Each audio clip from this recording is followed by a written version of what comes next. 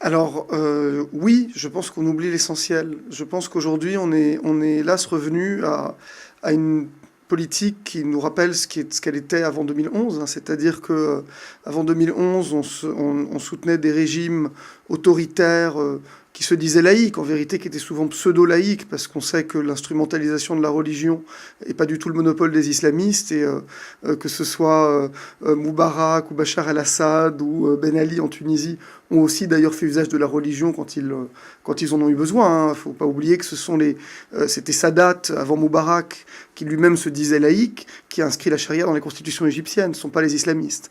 Donc voilà, donc des pouvoirs qui se disaient laïques, des pouvoirs autoritaires qu'on soutenait par peur des islamistes, vus comme représentant une sorte de tout homogène, assimilable au mouvement djihadiste. Et on a l'impression qu'aujourd'hui, alors on avait fait un peu le mea culpa après les printemps arabes. On avait dit que finalement, on s'était trompé, qu'on n'avait pas pris en compte les sociétés, les aspirations des sociétés. Et on a l'impression que 5 ans après, on est revenu à l'équation pré-2011, mais en pire en vérité, parce qu'aujourd'hui, Sisi c'est pire que Ben Ali, Bardadi c'est pire que Ben Laden, et on est revenu à cette équation mortifère entre l'un et l'autre, qui fait que du coup, on soutient de manière un peu pavlovienne les régimes autoritaires de la région. Alors, il y a une exception, c'est la Syrie, pour des raisons entre guillemets historiques. Enfin, je veux dire, ça fait des années en tout cas qu'on tient une position, et il y a une sorte de continuité qu'on essaye de maintenir dans notre position, mais une position qui, à mon avis, est noble dans le principe, hein, et qu'il faut soutenir, mais qui aujourd'hui est de moins en moins audible quand elle entre en contradiction avec notre politique par rapport à d'autres pays de la région. C'est-à-dire qu'on ne peut pas demander une solution politique inclusive et démocratique en Syrie et soutenir à côté de ça des dictatures qui n'ont rien de démocratique et rien d'inclusif. Donc ça nous rend inaudibles. Mais par ailleurs, je crois qu'il y a quelque chose qui est fondamental dans les printemps arabes, c'est l'émergence d'une troisième voie. Cette troisième voie, aujourd'hui, on l'entend plus beaucoup, peut-être parce qu'on n'a plus envie de l'entendre, peut-être aussi parce que le retour des dictatures, l'effondrement des États, la montée en puissance des djihadistes qui profitent de l'effondrement des États et qui sont nourris par le retour des dictatures, bien tout ça, ça occulte cette troisième voie. Cette troisième voie, elle est là, elle n'a jamais cessé d'exister. C'est ce changement générationnel qu'on a vu se manifester en 2011, qui a été à l'origine des changements majeurs de 2011. Ce sont des gens qui n'ont pas été capables de peser politiquement parce que c'est vraiment une sorte de mouvement qui est en train de se faire par le bas, hein. On est dans une révolution qui est de nature plus culturelle que politique avec ce qui se passe en 2011. Ça va mettre du temps à porter ses fruits.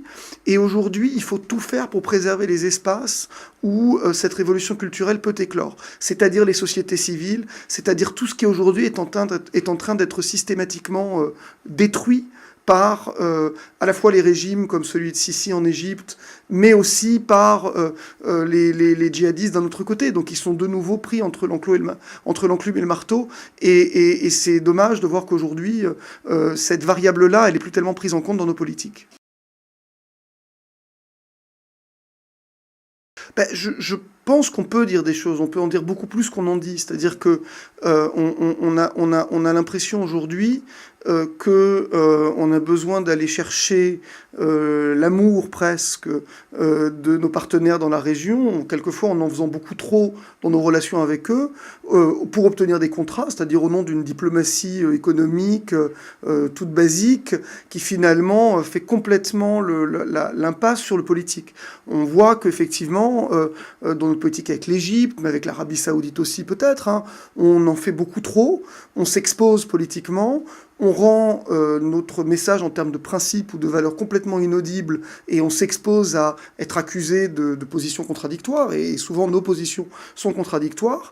Tout ça parce qu'on pense que si on n'en fait pas suffisamment, eh bien on va perdre sur le plan économique. Or, ce dont on doit se rendre compte, c'est que les pays de la région ont besoin de nous économiquement de la même manière qu'on a besoin d'eux, que notre diplomatie économique, elle ne doit pas être corrélée à notre diplomatie politique, c'est-à-dire qu'on peut dire des choses politiquement, sans avoir peur de perdre économiquement. Enfin, je veux dire, il y a cette franchise aussi, elle a complètement disparu de nos relations avec l'Égypte, avec l'Arabie Saoudite et autres, et je pense qu'elle n'aurait pas de conséquences économiques comme on a tendance à le penser, et qu'au contraire, ça permettrait de rééquilibrer, de rendre plus lisible notre positionnement dans la région.